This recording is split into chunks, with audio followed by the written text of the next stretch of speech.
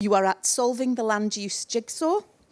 I'd like to thank Ninian Stewart and the team at Go Falkland for inviting us along. This is an event organised by SEDA, the Scottish Ecological Design Association. It's a discussion about integrated land use. This is a subject that has probably been discussed in small rooms for quite a while, but we've never had a SEDA discussion on it, so you're here for a first today. The aim of this conversation is to look at what intervention and where they are needed, and at what level, and what's the most appropriate landscape to make these decisions. So we've got 90 minutes. I reckon we've cracked this. We can get it done in the 90 minutes, especially with the experts on stage. I am Lucy Philby. I am from south of Scotland Enterprise. I'm also a neighbour of Ted's, so we have very good conversations about degrowth and growth and economic development and the role of business. We could go on, we could probably have another presentation on that, Ted. The format for today is very similar to other SEDA events. We have presentations and we have a panel discussion, and that will be interspersed with artistic interludes. We're going to start with one of those shortly. There will also be a chance for you to put your questions to the panel, and I'm running this today, so there'll also be some audience participation. Don't all run away. It's an easy one to do. So, to begin with, we are going to introduce Chris Pavici for his first artistic performance, which is a poem commissioned for today's event. Thanks very much. Lucy kindly described this as a poem. It's more an act of grand larceny from various Celtic myths and folklore. I also need to apologise for my Gaelic pronunciation and some very dodgy astronomy. The poem's about a walk that many of you will know, and if you don't know this walk, you can actually take it afterwards. So it's a very practical poem. Here it is. Joe Doolan's Walk. Joe's old boots sank deep in Fife mud. Stones slid from the path into the Maspy Burns wild rush. Rain fell through the oaks and cedars into the brown tangle of his hair. He didn't care. He needed this steep, soaking walk up the glen to free his head and think. Something wasn't right. Something was missing from the plan. But what? They'd studied the drone pics, tested the soil, counted every bug, bird, tree, leaf. They'd considered and consulted. Even so, some nagging, hard to put your finger on aspect of the plan was wrong. Just wrong. Joe trudged on until he glimpsed the Yad at last, that gleaming sandstone wall where the Maspy Burn runs out of earth and falls 30 feet or more into a foaming pool. And anyone can track the path into a shadowy nook of rock and look through the plummeting water into a blur of trees. But then Joe saw the girl, well, woman really, leaning from the cave's stony lip into the Yad's shimmering fall. He rubbed his eyes, decided he was seeing things, dreaming. But then the woman lifted her head, smiled, raised a pale hand and waved him on. Trainers, torn blue jeans, some kind of green flowery t-shirt, drenched dark from her drenched hair. Her eyes were also green, somewhere between honey and oak leaf. Joe guessed this was maybe some hippie chick come to find herself in nature and think she knew it all and get it wrong, more Morningside than child of the glens. But when she spoke, her voice was slow and echoey. "Who be you?" she said. And right away, our man replied, "I be Joe Doolan, convener of the Falkland Multifunctional Land Use Forum." And then the woman said, "And who be your god or goddess? What be your holy thing?" Joe swallowed hard. Clearly the woman was mad, touched, his man would say. He spoke above the water's roar. We represent the voices of farmers, gardeners, schools, businesses, various voluntary and conservation groups to plan how the land may be designed for multiple outputs of value and use. Sustainable timber, carbon sequestering marshlands, no-dig tatty fields, beehives and cycle tracks.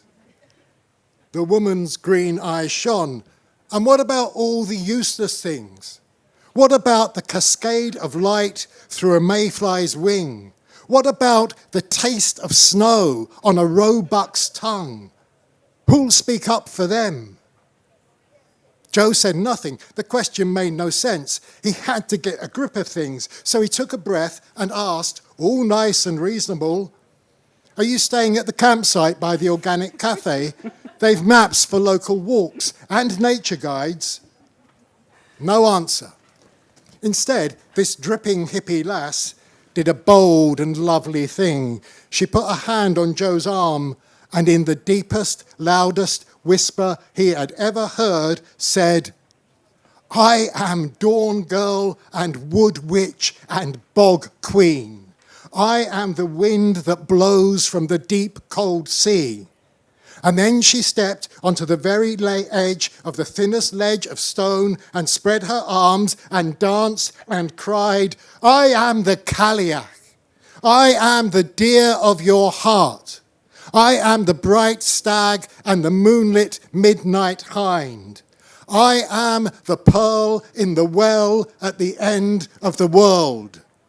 But you can call me love."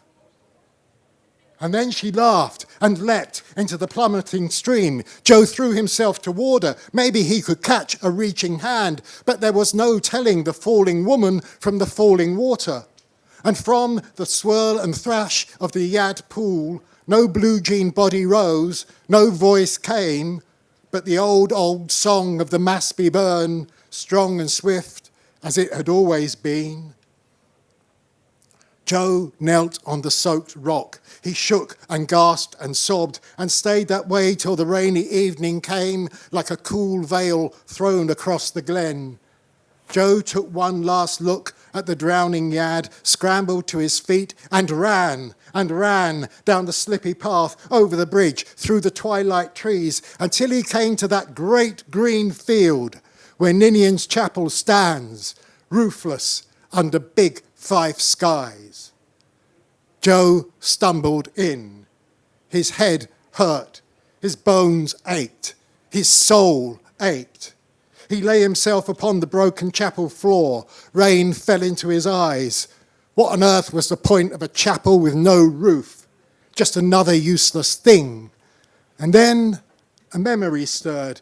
His grandpa had brought him here as a lad. They'd peered into the cracks between the stones, found owl pellets, vole bones, moth wings, and Joe had smelt them, touched them, held the stuff of life and death in his trembling 9-year-old hand, while his grandpa explained that the chapel had been built by the old laird in memory of his son, dead at the age of 3 in 1910.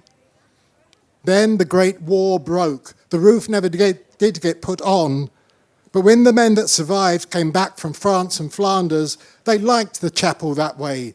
They'd loved and lost so many pals and comrades blown to bits. They had no gravestone but the empty sky, no headstone but the moon. Joe wiped the rain from his eyes. All those ruined lives, all that death. Never mind what's the use of the land. For Christ's sake, Joe thought, what's the use of man? But then the mad girl's words came back to him. What about all the useless things? Who'll speak up for them? Joe raised his head and gazed beyond the chapel's useless, roofless walls. The rain had stopped. The clouds were growing thin. No moon, but a lonely shining star. Fianna, heaven's bright stag, gazing down on a Falkland field, searching him out. Know thyself, beloved, on the earth. Joe struggled to his feet and thought of the men back from war, wandering the chapel, looking for a moment's peace. And he remembered those bits of life he'd cradled in his hand all those years ago. And Joe knew then that every leaf, pebble, twig, every bird cry in the wood, every gunshot, every hammered nail, every touch, every kiss, everything's a tale. And life's not about the schemes we hatch, but the stories that we tell. Joe took a long, long breath. He still had to think about the land. He still had plans to make, but things were different now. Something had changed, like he was walking in the skin of a beautiful stranger. At last, he whispered, to no one and nothing but a fluttering moth and the entire cosmos. At last, I can begin. Wow.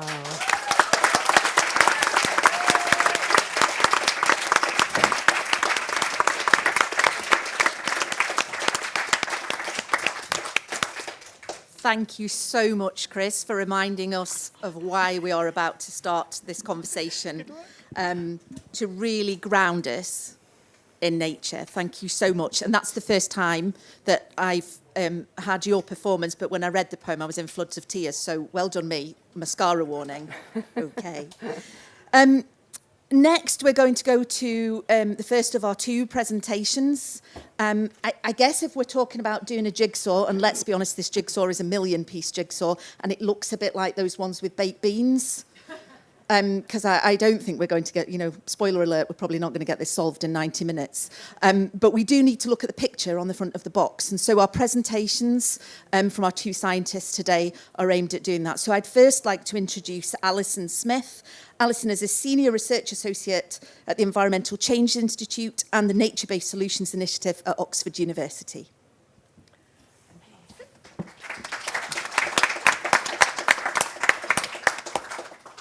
Hi, so now for something completely different. I don't know how I'm going to follow that, but I've got 5 minutes in order to tell you how to solve the land use jigsaw, so it's going to be quite fast, so I hope you're not too sleepy after lunch.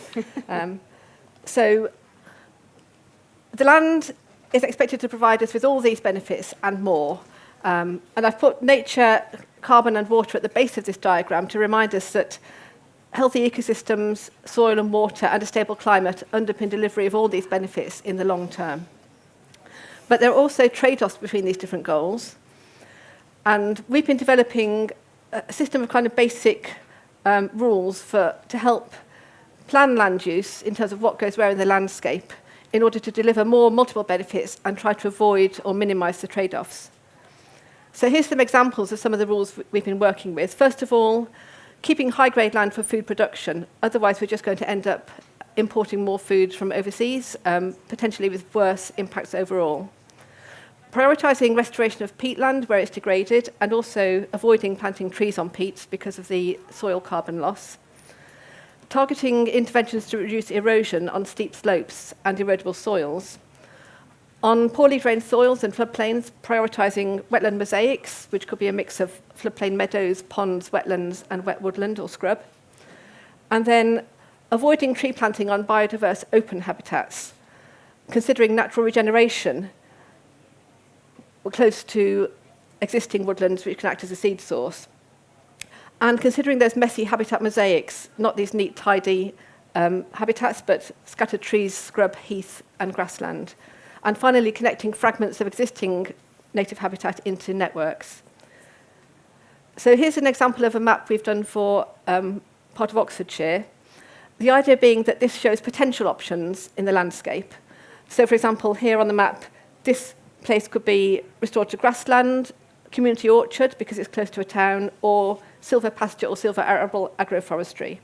Whereas here on the floodplain, we could be looking at one of those wetland mosaics of ponds, meadows, trees, and wetlands. And then close to existing woodland here, there could be natural regeneration or perhaps alternatively silver pasture agroforestry.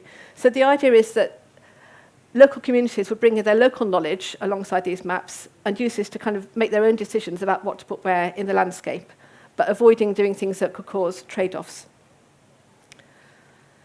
So how do we put this in the context of Scotland? So in lowland England, there's a fair amount of relatively low-grade arable or improved grassland where you could potentially implement nature recovery or nature-based solutions without too much loss of food production. But in Scotland, it's completely different. There's very little high-grade land, and even low-grade improved grassland can play a really vital role locally in underpinning local food production.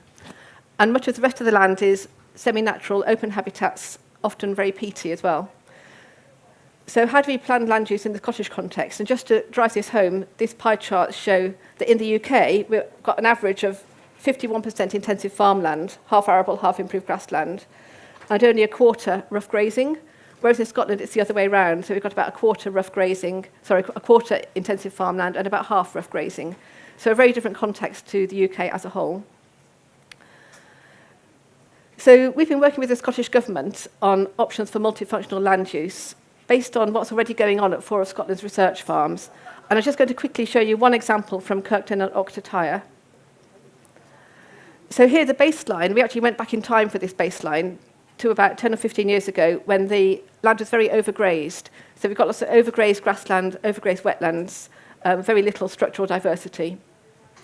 And what they've been doing since then is they've actually reduced their grazing by 30% to try to recover the condition of the grasslands and wetlands. I'm just going to whiz through this quite fast because I'm quite short of time. So we looked at a scenario, first of all, a kind of land sparing scenario where we assumed there would be a 10% improvement in yield and productivity through measures such as improved livestock breeding, improved livestock health, and precision farming. And that, in turn, would enable creation of some extra woodland along here, which I'll show you in a moment. And then we compared that with a land sharing scenario where we tried to maximise delivery of ecosystem services, so reducing the grazing density, as has already been done, and also just zooming into the valley floor down here with the improved grassland fields, implementing things which are already being tested at this landscape, including riparian buffers, shelter belts, species-rich meadow strips, and silver pasture agroforestry, and extra woodland planting as well. So we then also looked at a combined scenario where we combined the productivity scenario with the ecosystem service maximising scenario. So this has what they had here is some low-density mountain woodland and scrub, and then a new woodland corridor, alongside all the ecosystem service generating measures as well. And what we found when we looked at ecosystem service delivery is the combined scenario had greater benefits for most ecosystem services than the individual productivity-only scenario or ecosystem service-only scenario. But also, although most services improved, there was quite a large decrease in food production from the 30% reduction in grazing density.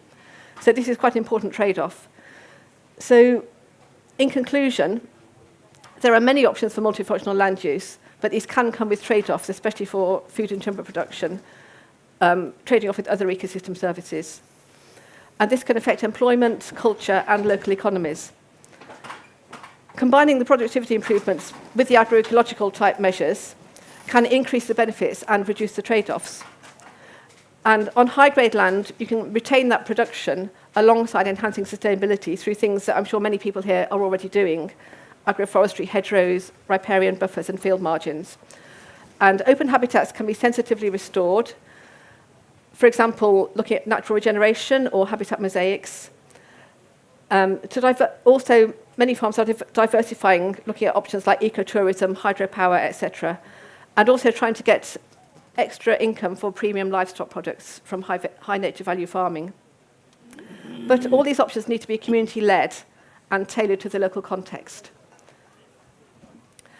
But we hope that maps and case studies like this can be used to help explore alternatives and spark conversations.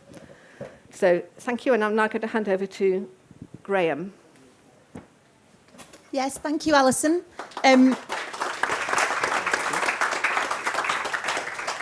Next to introduce is Graham Begg. Graham is the head of agroecology group at the James Hutton Institute. Thanks, Graham. Hello, everybody. First off, I've got to thank Ted, Chris, Alison, because somehow, by some miraculous, happenstance, they've all said things that I think can connect to what I'm about to say.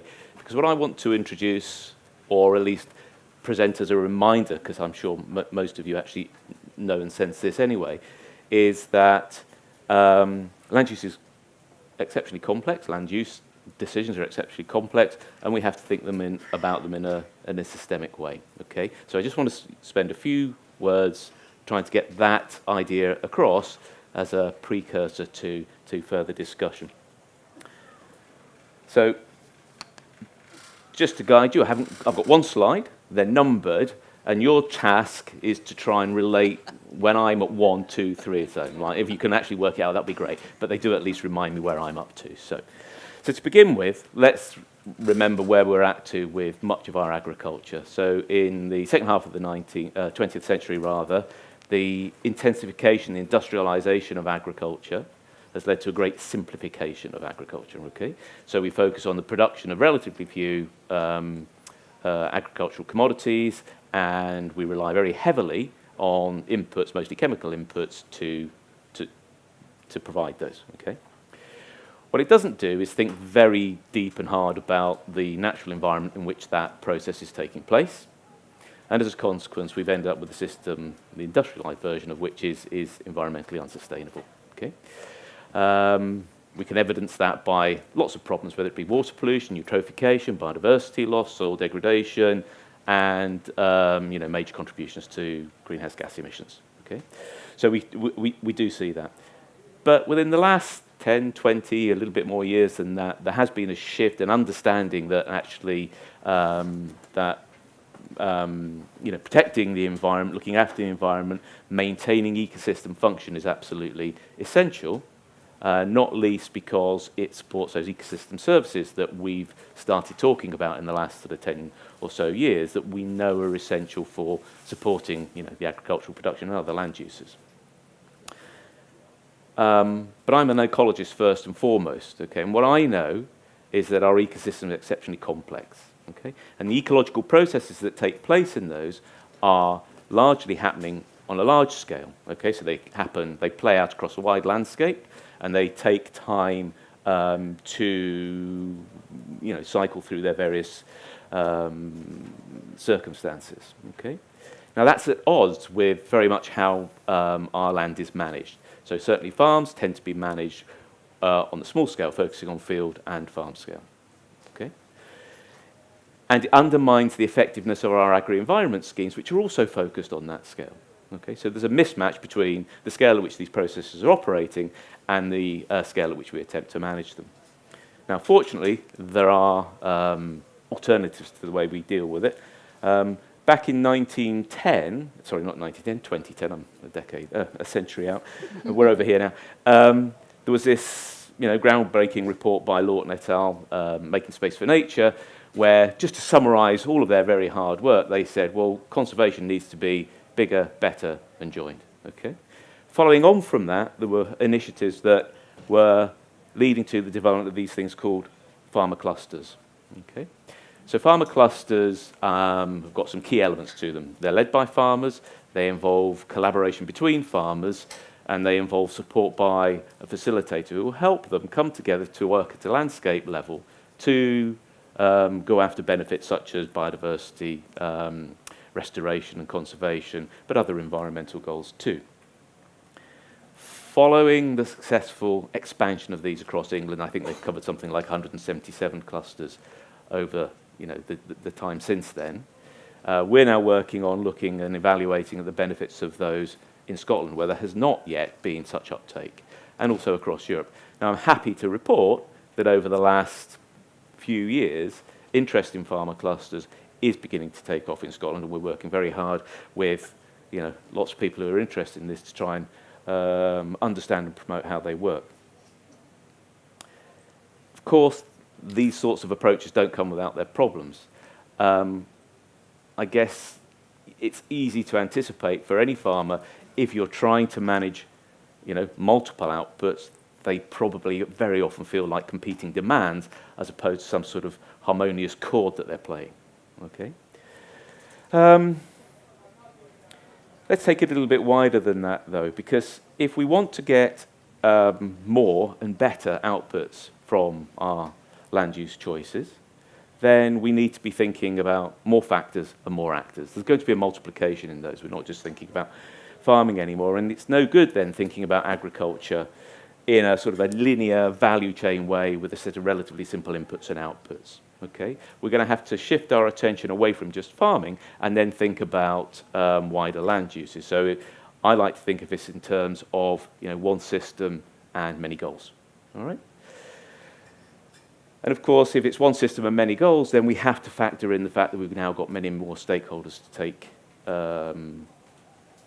consideration of their influences, but also their needs and wishes, their desires. Okay, and I think that's some of the things that we've heard earlier from Ted and Chris. There's much more going on in our land than really just the productive focus that we've had up until this point. But when we start doing that, we soon find that actually the systems are enormously complex. Some of the work that we've been doing on system mapping, where we pick up on the sort of information that Alison has shown us, but also talk to lots of people who are stakeholders within the various settings that we've worked, we find there are very, very, very many environmental components to incorporate, and even more social components to incorporate. What do I mean by social components? That's all of us and the sorts of organisations that we represent. Okay, and when we begin to look at the interrelationships between those, we find there's an enormous number of complex interactions and lots of different influences. We end up with these very complex networks. Unfortunately, once we've got such very complex networks, we soon find that we're dealing with something that we call wicked problems. Now, you don't really have to know what a wicked problem is. It's all in the name, okay? They're terribly complex, and they're often have an awful lot of uncertainty. They can be very difficult to actually define what the problem is, and I don't know whether this is a good thing or a bad thing, but they can have multiple different solutions, okay? And I think that's where we find ourselves with our land use choices. Let's not panic, though, because fortunately people have been exposed to wicked problems before. I mean, urban planning is an example where they've been through that before. So other land use planning problems have the same issues, okay? And there are methods out there that we can use and apply, okay? But there is one thing that I would recommend that we all do, and that underpins all of those, and that is to think holistically and to behave inclusively. And as long as we do that, I think we have every chance, okay? And so that's my few words, and I'll finish there. Thank you very much. Thank you, Graham.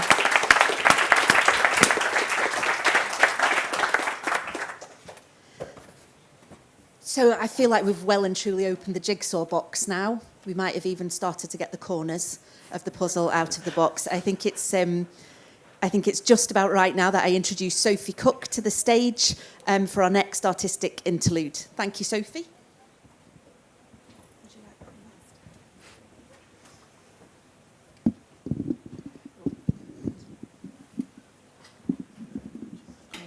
Thanks. Thank you. It's in two parts. The overpromised land. Throw stitches of clover, of winter cover, over the fields. Conceal the ground. Replace the lost skin. Put your ploughs to sleep. From the roots of a single oak or a hedge, glistening fingers begin to stretch out through the dark sod. It is trying to repair itself, this mycorrhizal cobweb. Plant green nets of leaves to catch elements of the air. Let carbon sink as easily as food into a stomach. The cobweb which gets richer, the more various the roots that are in it, that protects from disease and drought, from death. Let animals in to trample and to graze this winter meadow. Drop each seed through their rich muck and broken stems into the unbroken land, into a carbon reservoir from which each will put out the strongest ears of wheat. Pay farmers for the carbon their planting pulls into a living, healthy soil, and for the fungal life within it. For this is the soil that sustains us, makes our food good for us. Nature will not need a separate space on farms when the cobweb that protects us is recovered, because she'll be in every bug, root and crevice, every dung beetle and helpful insect, living in the field of barley, tatties, beet. It is the plough that breaks the promise of a world where we need not compete. Part 2. A farm might have its own small wood for timber and thick hedges to sustain the soil and rows of blooming apple in the fields. Let the wild places and the half-wild places be joined, from mountain top to tearing waves upon the beach. A green net of woodland, scrub, to lie between our villages and towns, our farms. The rivers will be its arteries, the burns its veins. On the bare hillsides, birch and pine will grow. Let wandering herds of pigs and cows pass through among the fox, the pine marten, and deer. Competition for our land, not so long as we can choose its use. Saplings grown on rocky ground where no oats can reach a harvest can one day make a forest, lignin and timber for the town. On better soil, a crop of hemp gives seed for food as well as bioproducts. Waste makes others. From beet pulp left over, a base for biopaints, material for cartons. From crab shells, bio-cling film that won't pollute our ocean. Kelp gives bioplastics, thickener, and natural fertilizers. When we put away the plough, then our rivers flow more cleanly. We need no pesticides and fewer herbicides. No more runoff in storms. The soil is now a living sponge. Clean water flows to a cleaner sea. The underwater forests swaying beneath the waves, and the cycle that locks down carbon. We only need to compete if we think that somehow nature is separate from our farming, or that the food we eat is not the making of our thoughts and dreams as of our active bodies. Thank you.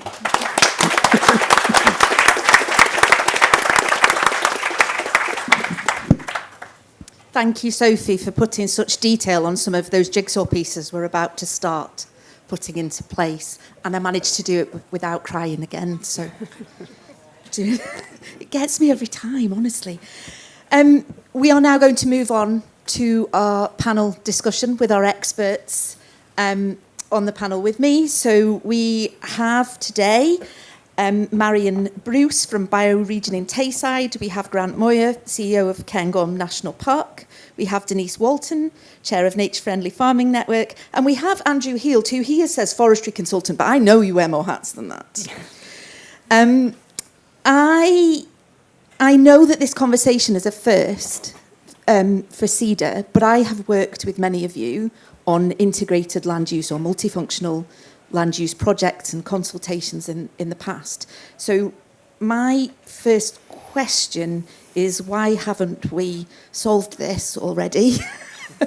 Why? What are we doing right, and what aren't we getting right? And I'm going to throw that first to Grant. Oh yeah. Well, thank you. Yeah, so what we're doing, well, I suppose I'm a bit of an optimist to a degree, which is if I look back 20 years ago where we were in terms of land use in Scotland, I think we've actually made leaps and bounds on lots of areas and are more integrated than we used to be.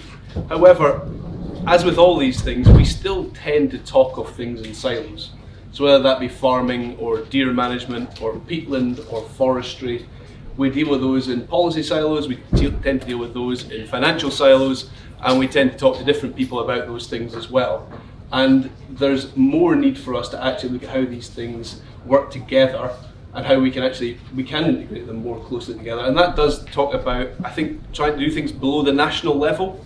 I think a lot of times when we look at land use, we talk about land use and we talk about big national conversations, but land is incredibly local, and what you do with it is incredibly local, and what the changes that need to happen within those places are incredibly local.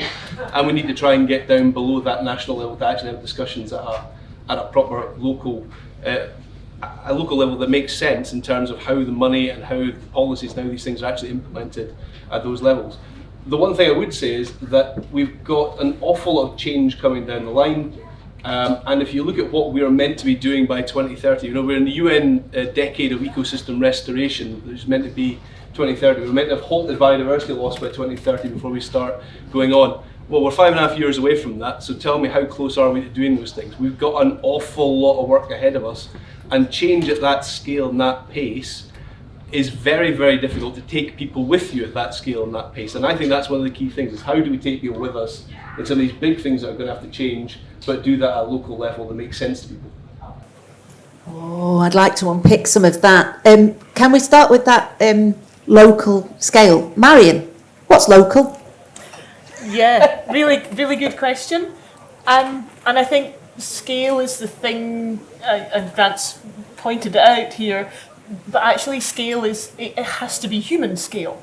So you have to think about a biological unit. So bioregioning thinks about the biological unit of a landscape. And usually that's a river catchment, but it doesn't have to be. It can be an estuary, it can be a mountain range, it can be but it's usually a river catchment, because when you think about the geology and the hydrology of the land, that determines what that landscape can support, both as an ecosystem and for people. And so it has to have scale that's sufficient to understand how all those processes within the landscape actually feed into each other and impact on each other. But it also has to be a human scale, because in order to make this work, we believe that you need human connection to do that. So in order to create the trust that's required to get people working collaboratively within a landscape, they need to know each other. They need to have a relationship. They need to have sat down and eaten together at dinner. They need to know what these other people are doing and come to shared understanding of what the landscape can provide and who's doing what part of that. So it needs to be large enough that you're working at a landscape, but small enough that actually people know each other. Great points. And my next question, which I'm going to throw open to the whole panel, is who needs to organise that? Who's going to start that off? Who has the responsibility for starting those conversations and those dinners? Who has that responsibility?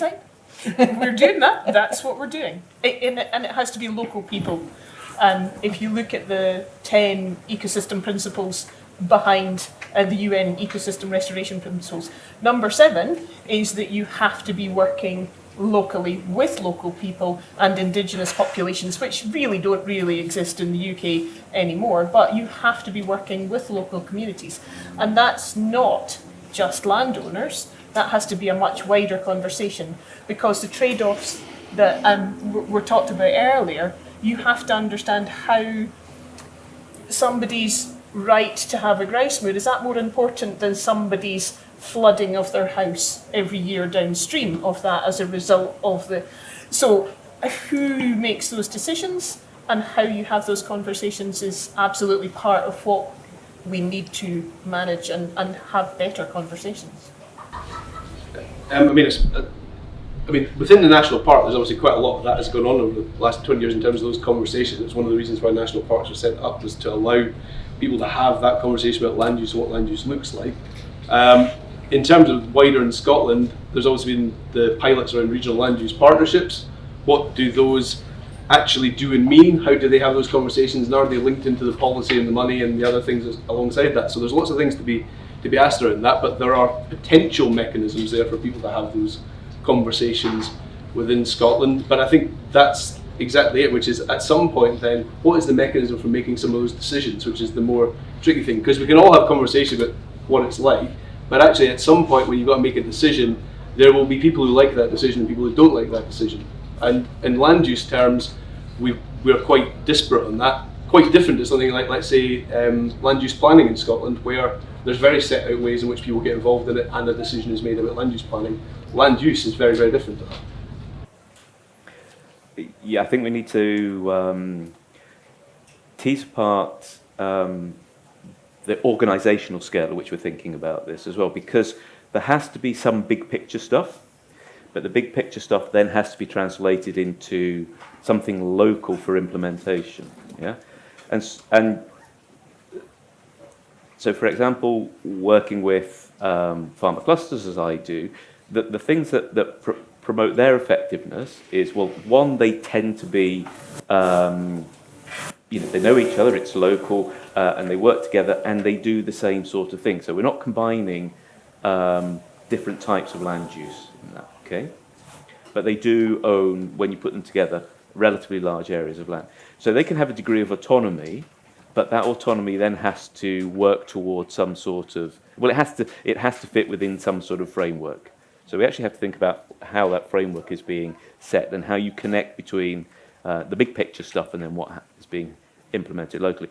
And I think depending on the systems that we're talking about, they could be very different. So how you manage a catchment on the arable east is going to be very different than we've got a very different set of players than we would have when we're thinking about the Cairngorms, for example. That's great, thank you. I would like to pick up on the point about big picture and what do we need and what don't we need. Andy? Thank you. I thought that was going to come to me. We were talking before about building kind of infrastructure, and sometimes let's say building a new railway line, and the new railway line is always going to upset people, and 20 years later you think, thank God we've got that new railway line, isn't life a lot better, usually. And I think that's the challenge when we're talking about land use. It's easy to talk about it, as we've said, at a kind of an abstract national scale, and it almost feels abstract. And then when it comes down to a local scale, it's someone's farm, it's someone's forest, someone's lived there, someone grew up there. And there's a quote about forestry, which I use quite a lot, which is, forestry isn't about trees, it's about people. And farming, land use isn't about trees, sheep or cows, it's about people. And it's how do we balance that need of shifting, how do we decarbonize our economy, how do we do these big landscape changes, and as everyone has said, take people with us. And I suppose that's we were asked to be provocative. How do we do that? How do we move at the scale that everyone tells us that we need, most people tell us that we need to move at?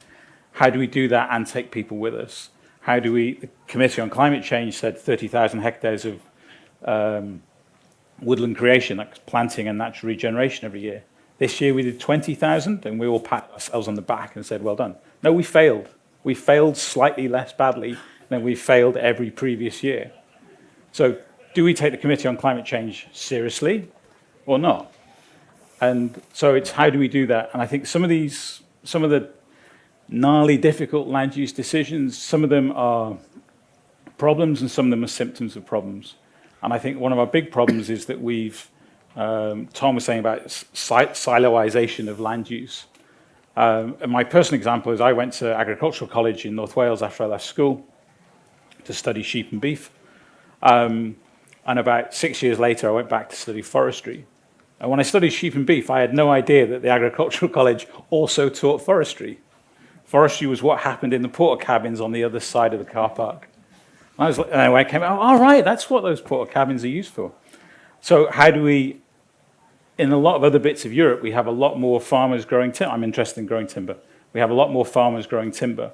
They have a lot more woodland on their farms, so there's a higher level of woodland cover. France and Germany is about 30-ish%. So I would argue that if we can get this right, if we get this integrated landscape management right, that some of these more difficult problems are resolved. These are symptoms of more complex issues. So I didn't really answer the question, did I? I'm going to make some of you be quite specific on this. What do we need to grow more of? What do we need to grow less of? If we're talking at this large national picture. Is that at me? You can absolutely take that one. Thank you. Can I answer that question in a roundabout way? Of course. So I've got another question for you later. Can I take it back to your first point about why isn't it happening? Yes. Okay. It's not happening quick enough. There's a tremendous element of failure.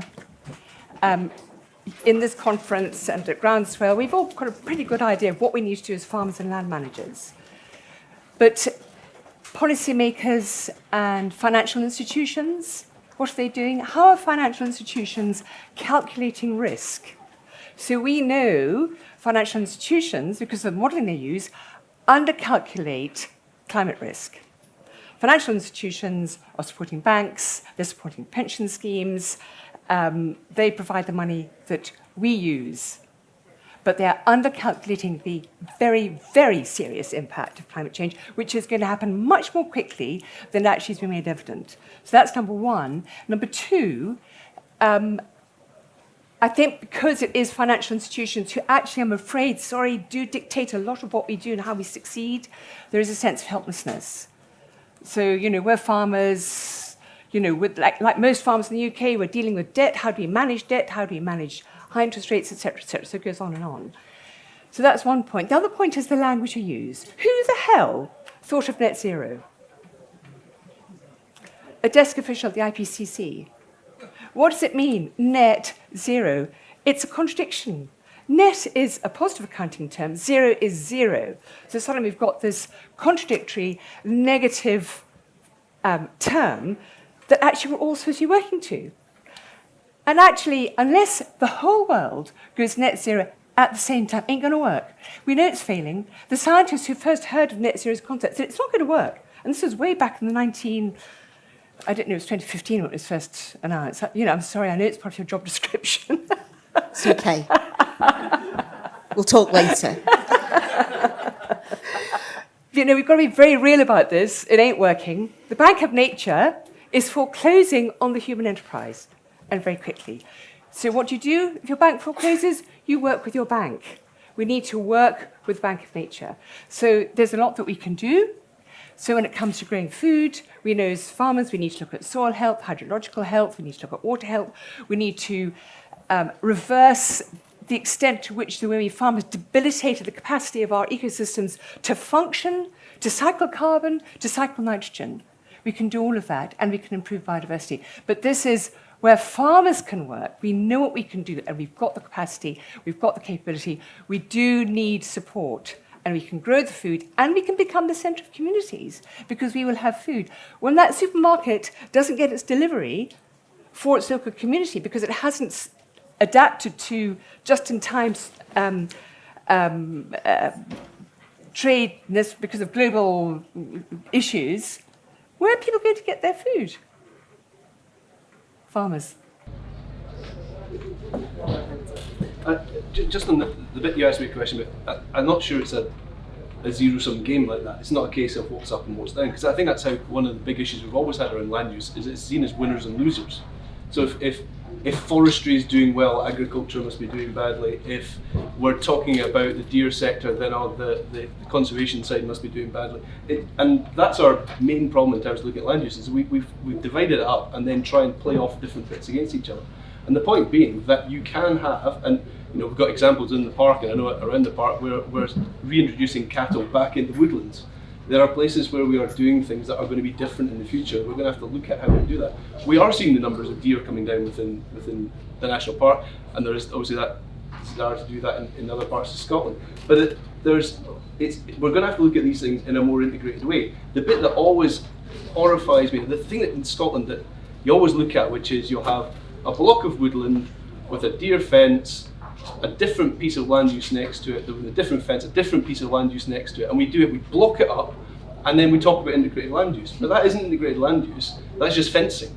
And we've got to try and think about how we can do these things a bit differently. That's not to say that there isn't a role for fencing and all the rest of it, but there is a need for us to think about these things more integrated, more holistically, and that means breaking down some of the regulatory stuff around this as well. You can't say we need to have 1,500 stems per hectare, that's what you get your money for, and your agriculture payments are for this. But actually, if you can't do those two things together, then you'll never do them. So we've set it up in a way that doesn't allow us to do integrated land use very easily, and we're going to have to try and roll back some of those things to make it easier for people to do things that, I think what saying is right, which is people know what they need to do, but the systems don't make it very easy to be able to do that. So, I thought there might be applause for that one. Just by myself. Go. Falkland, you've been amazing. What an answer. So are we talking about multifunctional land use rather than integrated? Are we talking, I'm going to throw that one open to the panel. Is it about getting multiple, you just said about bringing livestock back into woodland areas. So is it about being more multifunctional than integrated? Well, the function has to come into it, because if we're also talking about ecosystem services, those are functions. So it is multifunctional rather than integrated, I'd argue. Two questions. What are we trying to achieve for whom? And that seems to me to be fundamental, because in a sense, I'm an outsider to all of this. I don't own land, I don't farm it. I don't, but so a lot of the time I look at it from the outside, if you like, and then when I'm inside the system, the one thing I am is I'm just a bog standard kind of consumer, okay? I've got my wee house in Dundee and I toddle off to work and I come back, I watch telly, I do all those other things that everybody else is doing. So where are those people in our discussions, and what is it that we're trying to do? Because how many people are in this tent? Not many, yeah? And how many people are outside the tent? An enormous number. And I'm really interested to knowing how do we identify what it is that is the ultimate point of all of this, yeah?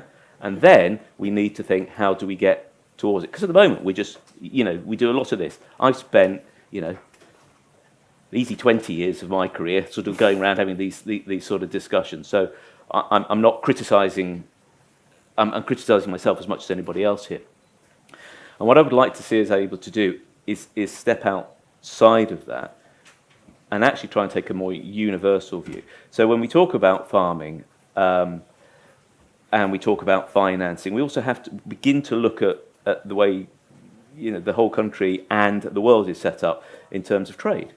Yeah, because actually we know from an arable sector what we're really doing is contributing to beer and whiskey production, which was a great export, but it's not food as much as I like to drink beer and whiskey.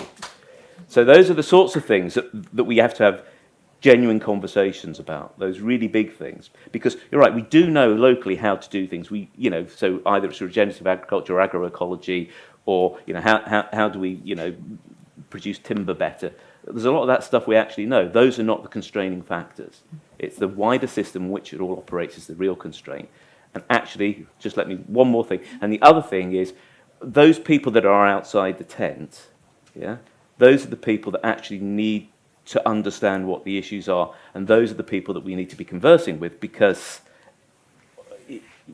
it's not our world any more than it's theirs, and those are the other things. So it's working out from the very top, but actually getting to the very top bottom. I mean, don't like that, but you know what I mean. The outside and the inside that needs to be working on it. Brilliant point, thank you. I know that quite a lot of the panellists want to jump in here. Oh, Marion? Yeah, can I pick up on both Grant and Graham's points? Absolutely, the systems that we have developed for supporting the timber industry and agricultural industry absolutely are not talking to each other, and that's part of the problem, is that there is no integrated land use. You either get subsidies for being a forestry or a farmer, but you can't have both. You take land use out of one to do it, then you lose it. None of it's thinking about a holistic way of supporting land change or land use change that is going in the right direction. And until we have some integration of those support systems, that's not going to get any better. But also, I agree, Graham, that actually and I'm probably quite unique on this panel because I am a scientist. I am extremely privileged to be a landowner, but I grew up in 1970s Leith, so I see both sides of those arguments. It's really, we feel enormously privileged. We have 7 acres of land. And if you divide the population of Scotland by the land area, you come up with 3.45 acres. We have exactly the same amount of land that every person in Scotland is kind of entitled to. So we're kind of have enough for our own family. But if you own more land than that, then actually you are responsible for stewarding and providing for all of the other people. Divide it by 3.45 acres and you'll get how many people you're responsible for in Scotland. It's a really interesting way to turn how you think about land use on its head. And therefore, what we do with our farm is absolutely restore biodiversity. We're biologists, we bought it to rewild it before that was even a word, but to put back biodiversity. But we're also farmers. Those two things are not mutually exclusive. And many people in this room, including people on the panel, know how to make changes in farming that absolutely supports biodiversity as well. But The subsidy system does not support that, and it doesn't. And the way that our food systems and the way that the supermarkets have priced farmers out of the market force people to actually use the land and every square inch of it to even make a living, never mind a profit. And so there's two sides to this, is that actually our food system is forcing the land use in the wrong direction. Until we sort out the food system, we're not going to be able to sort out the land use. Thanks, Marion. Andy, coming to you. Just to highlight what Marion is saying, about this lack of integration. Drove up from the Central Belt this morning and turned off the motorway. There's a field full of Christmas trees. I think I quick looked, they're Nordman fir, I think. So that's I think, horticultural crop, technically, or on the agricultural side of the fence. If instead of growing Nords, I wanted to grow Douglas fir in there and I wanted to grow them for timber, that's a forestry crop. And it's a completely different regulatory system. A bit further up the road, there's some short rotation coppice, biomass coppice. Let's say 3 rotations, 7 years, something like that, willow biomass. If I wanted to grow willow there for timber and I wanted to grow it on 1 rotation of 21 years, that's a timber crop. Because if we continue with this very siloed approach to land use, when we're going to continue to have these problems, we really need a much more integrated approach. And I think these are, as someone said before, these are wicked problems and these are difficult problems. And we really need some political leadership. That's why we elect politicians, to make these difficult decisions. And it needs some leadership. And there are going to be some losers in this. And if we are going to deliver this just transition to a lower carbon bioeconomy and away from an extractive industries and to a better food nation, we need leadership to do that. We can't just go, I've been coming to stuff like this it feels like for 20 odd years, and having these conversations, and things have got better, Grant, I agree, things have got better, but bloody hell, not very fast and not very far. And most of what I do now is international. I'm working, doing large scale forest landscape restoration in Brazil, working with lots of local communities and local farmers, and working with over 1,000 farmers in Ghana. God, it feels a lot easier than working in Scotland. It really, really does. It really does, and it's easy because you're coming from it. You see different. I see it at a different scale. But there is that real need for some clear leadership and some people to go, right, how about doing it this way? And to what's that? Be the change you want to see. And we need to just do that. And it's not going to be perfect, and it's going to be messy, and we're going to make some mistakes. But we really need to be doing some of this and not just talking about it. Thank you. I thought that might get a response. Yeah, I have a big thing about permission to act. Why are we all waiting for permission to act? I might be coming to the audience about that in a few minutes. Start thinking. I would like to move the conversation on just a little bit. I'm conscious that we are running out of our panel time, but Alison, I'd like to touch on climate adaptation, because we're trying to make decisions about land use and about building resilience in a more volatile, uncertain, complex and ambiguous world. We don't have a roadmap by looking backwards anymore. We have different challenges. How can we bring that into the decision-making around land use? Yeah, so we're talking about resilience to, not just to climate change, but to all sorts of social and political change as well.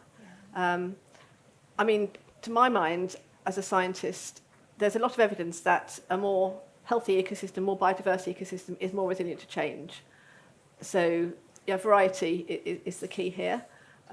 We actually don't know what species are going to do better in a more uncertain climate. Some species, because we're not just going to move to a more Mediterranean climate, we're going to have hotter, drier summers, but also wetter, colder winters. So, you know, Mediterranean species are not going to thrive in those wetter, colder winters. So we actually don't know what's going to make it in the future. So I think going for a more diverse, more healthy ecosystem, reducing some of the other pressures on nature, such as water pollution, air pollution, habitat loss, biodiversity loss, is definitely the way to go.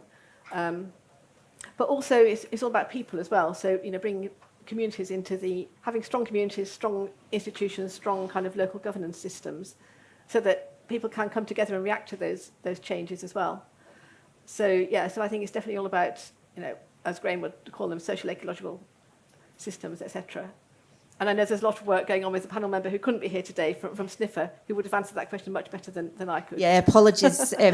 Kat had to call off last minute, so I am now throwing the questions at the rest of the panellists for climate adaptation. Does anybody have anything to add on climate adaptation?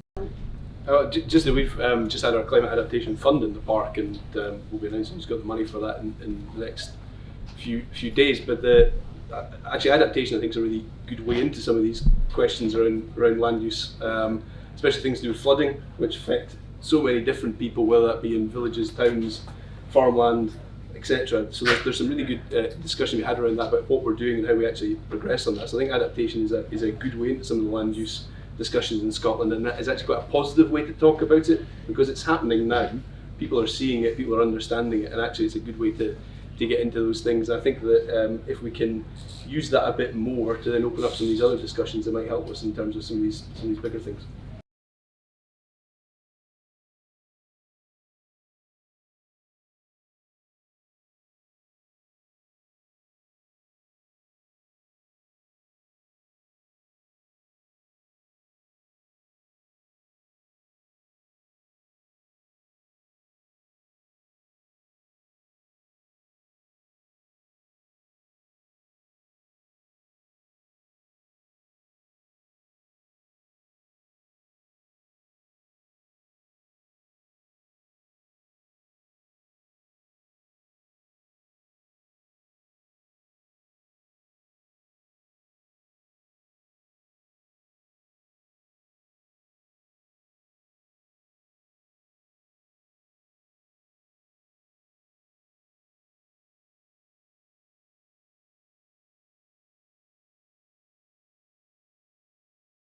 My piece is called Song Shall Be Our Measure, and it grew from the idea of birdsong as an indicator of land and community health. It imagines what a thriving Scottish community of life might sound like if everybody was enabled to engage with their connection or perhaps reconnection to nature, and then use this to inform their approach to living with the land and caring for it too. It draws on my own initial learning about Indigenous approaches to regenerative land care, on contemporary examples of working in kinship with the land and with other living things, and the importance of equity, love and care in building a future of abundance for all. But most of all, it's inspired by my own love of the woodland soundscape when the birds are singing. The music itself starts with a reflection of the time span across which birdsong has been heard here on this land, and it includes birdsong recorded here on the Falkland estate. The busy section that follows considers the complexity of a thriving natural ecosystem and the many interactions within it. There's a jig, which celebrates a thriving human community within the wider ecosystem, before the final chorale, which leads us back to the sounds which could act as our simplest measure of success.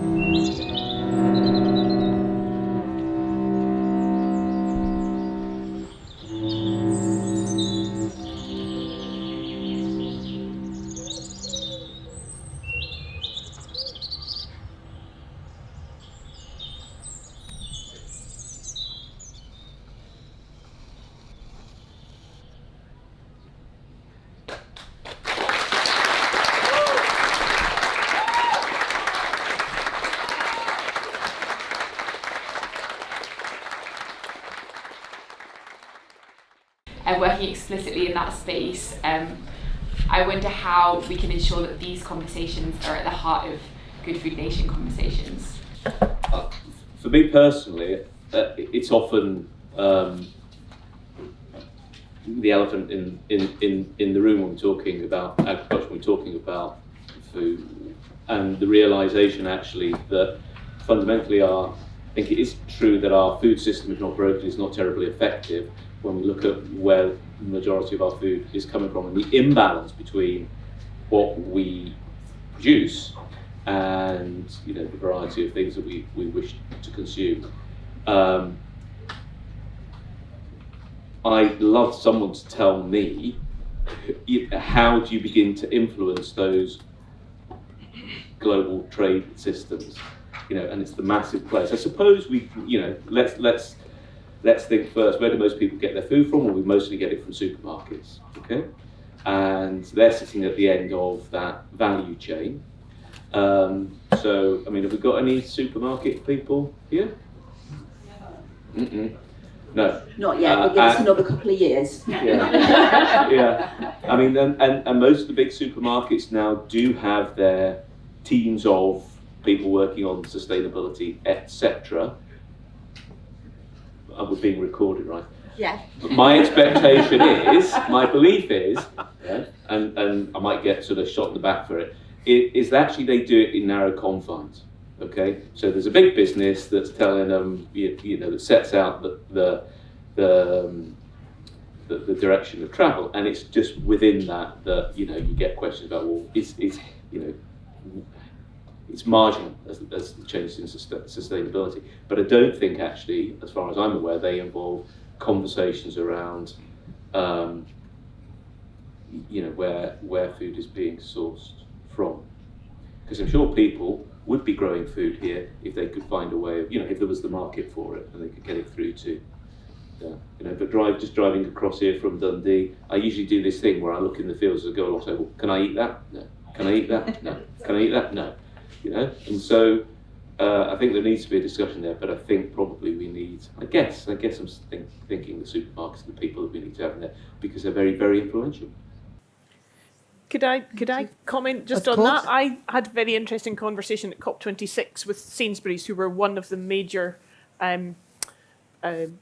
people supporting that conference. And they said, we're investing huge amount of money to decarbonise all of our supply chain. And I asked the question, well, are you completely eradicating any of your dividends to your shareholders in order to make that happen? And of course the answer was no. But even if we took that money, if we and this is part of the broken system that we work in, those are huge multi-million-pound businesses that are there to make a profit. And should anybody be profiting from the production of food is the question. Yes, people who own farms need to make a living and need to reinvest in machinery and different ways of working, but actually should people, anybody, be profiting from the production of food? I throw that question back out. Great question. I feel like that's a whole session by itself. Well, yeah, it's indeed. I'm gonna move this on. Does anybody have another question from the audience? Hello. So I've been involved in a lot of these discussions as well, and involved in a lot of the just transition discussions on land use and agriculture. And I hear over and over again, and in this panel, there are going to be winners and there are going to be losers. Can I ask the panel, who do they think are the winners and who do they think are the losers? Because I live in Fife, and we are just a few miles down from communities who are still losers of a structural land use change, ex-mining communities, where we didn't do it right. In the kind of oil transition, we understand that the losers, I think the understanding is the losers are the workers in the oil industry, and how do we make it a just transition for them? But in no time am I hearing an identification of who the winners and who the losers are in land use change in these discussions.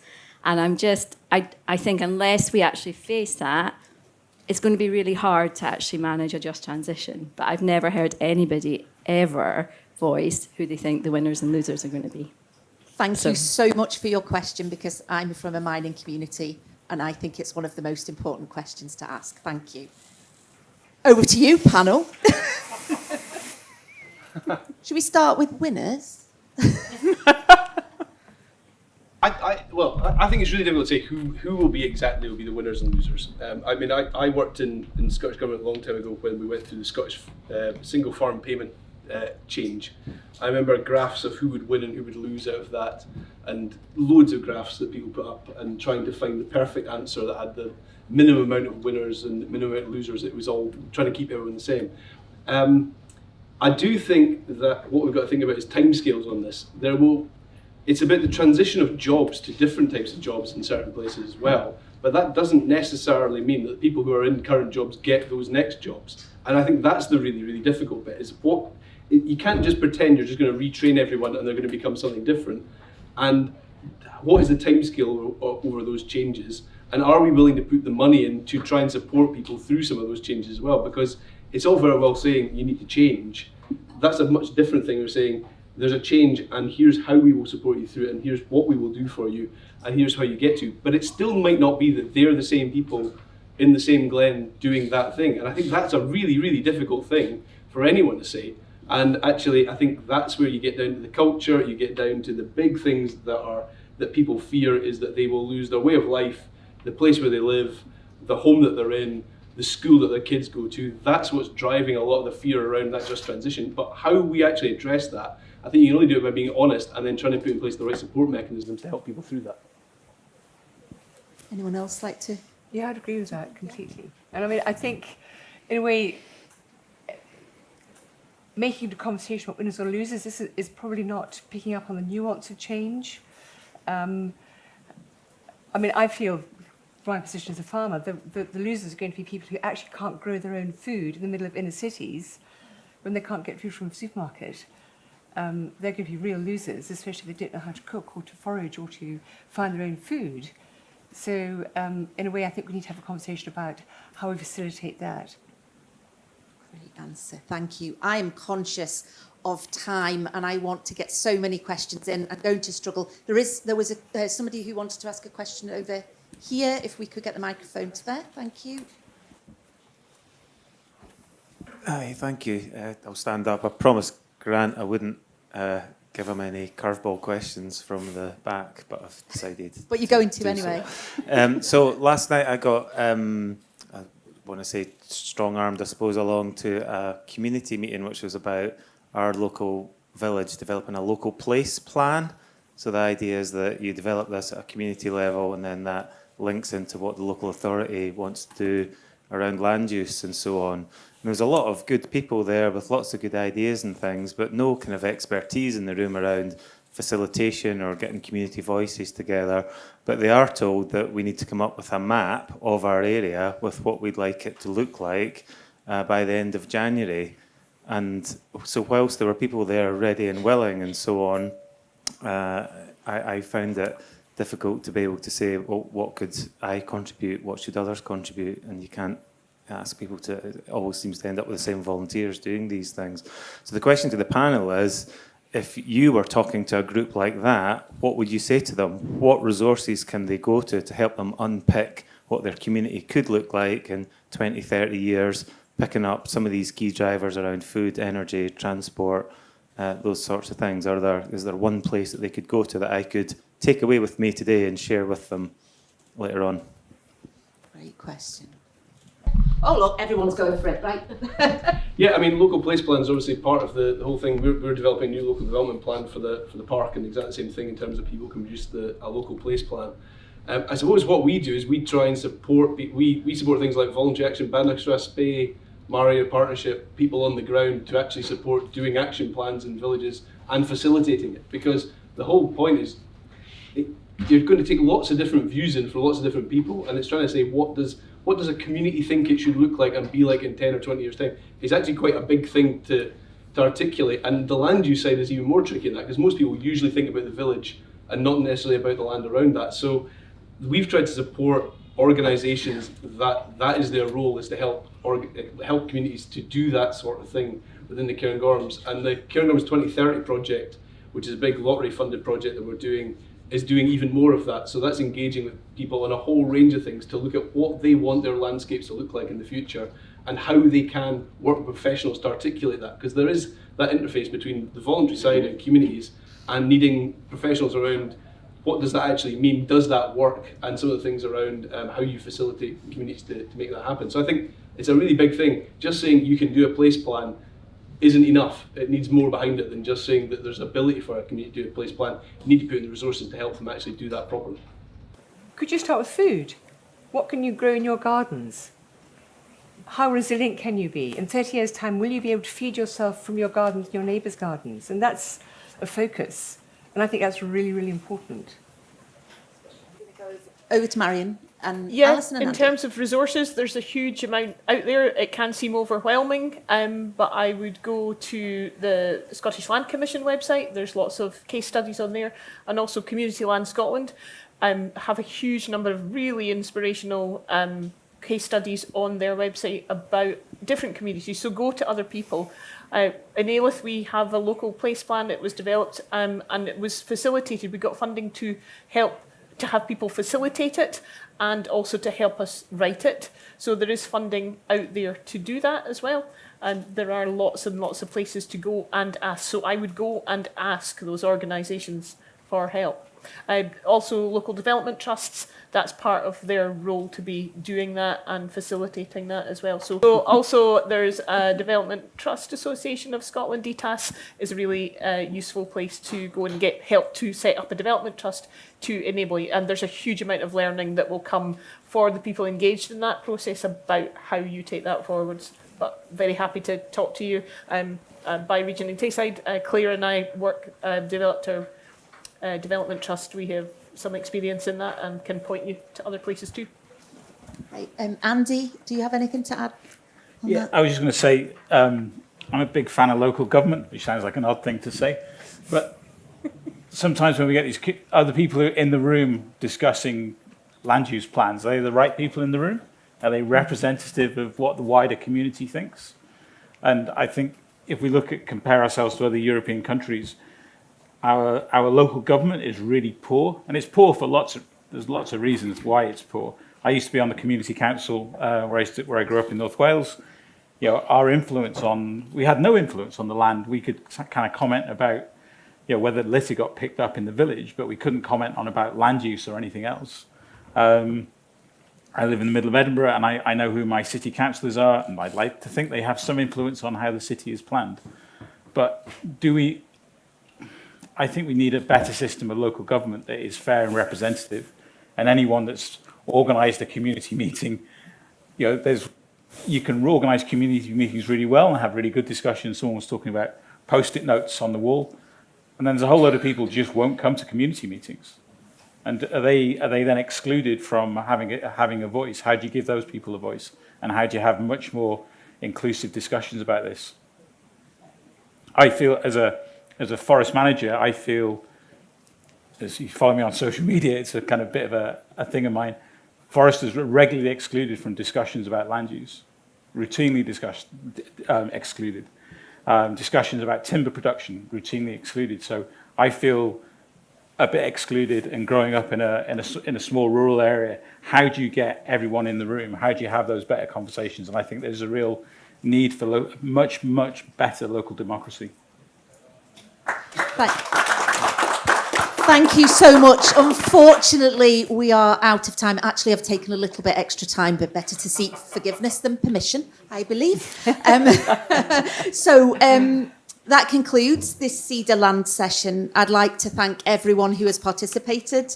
That's the panellists, Alison Smith, Graham Begg, Marion Bruce, Andrew Heald, Grant Moyer, and Denise Walton, the contributing artists. Chris Poiches, Sophie Cook, Jessica Kerr, Kirsty Orton and Aaron McGregor. And I'd also like to thank the Scottish Poetry Library and the Scottish Book Trust for sponsoring the poems. If you would like to support SEDA Land, please look at our website or join us at the stand in the exhibitors tent, just around the corner. So if you would join me in thanking the panellists and the artists for today. Thank you.